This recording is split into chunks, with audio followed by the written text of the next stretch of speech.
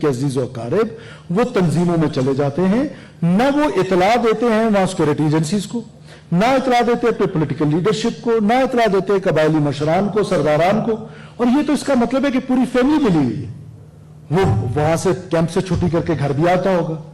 اب جو ہمارے معصوم بچوں کو مار رہے ہیں، ہمارے معصوم لوگوں کو شہید کر رہے ہیں، مسافروں کو شہید کر رہے ہیں، تو ایسے لوگوں کے ساتھ اب ہماری جو ٹریٹمنٹ ہوگی وہ ذرا ڈیفرنٹ ہوگی. اب ان کو سوچنا پڑے گا، یا تو ان کو ہمیں انفارم کرنا پڑے گا. میں بار بار یہ وارن کر رہا ہوں کہ آئیے ہمیں انفارم کیجئے، آپ کا بچہ چلا گیا، آپ کا بھتیجا چلا گیا، کہ وہ کس تنظیم میں شامل ہوا.